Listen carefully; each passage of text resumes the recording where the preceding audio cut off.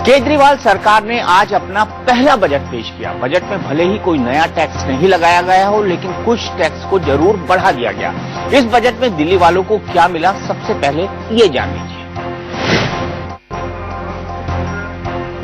केजरीवाल सरकार के पहले बजट में उनके चुनावी वादों की झलक साफ दिखाई देती है। सरकार ने साल 2015-16 के लिए 41,129 करोड़ रुपए का प्रावधान रखा है। सबसे पहले देखिए बजट की 10 बड़ी बातें। दिल्ली सरकार ने शिक्षा का बजट दोगुना करते हुए 9,836 करोड़ रुपए एजुकेशन के लिए रखे हैं। बिजली पानी की सब्सिडी के लिए 1,090 करोड़ रुपए खर्च किए जाएंगे। दिल्ली में सभी डीटीसी बसों में सीसीटीवी कैमरे और गार्ड होंगे। दिल्ली में वाईफाई की सुविधा के लिए 50 करोड़ रुपए। स्कूल, कॉलेजों और गांवों से फ्री वाईफाई की शुरुआत। पहली बार 253 करोड़ रुपए से स्वराज फंड की शुरुआत। 1,000 नए मोहल्ला क्लिनिक बनेंगे। 500 क्लिनिक इसी साल खुलेंगे। दिल्ली में शहीदों के परिवार को 1-1 करोड़ रुपए मिलेंगे। फसल बर्बाद होने पर किसानों को प्रति एकड़ 20,000 रुपए की मदद मिलेगी। यमुना ऐसी साफ होगी कि लोग पिकनिक मनाने आएंगे। हमने जो कहा सो किया। एक वादे के ऊपर कई चीजें, कई कार्यक्रम शुरू किए गए।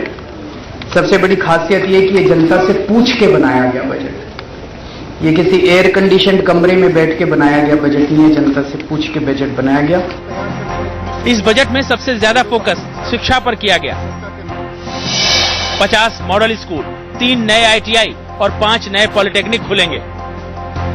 12वीं के बाद छात्रों को 2 सर्टिफिकेट दिए जाएंगे। एक सर्टिफिकेट शिक्षा का और दूसरा स्किल का।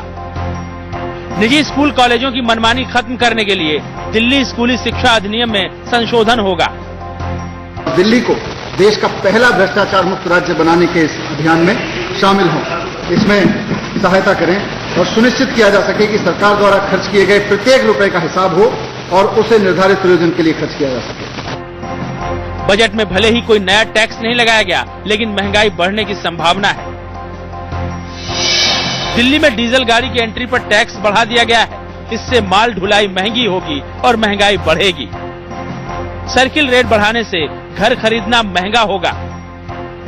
मनोरंजन कर 20% से बढ़ाकर 40% कर दिया गया, जिससे फिल्में देखना महंगा होगा।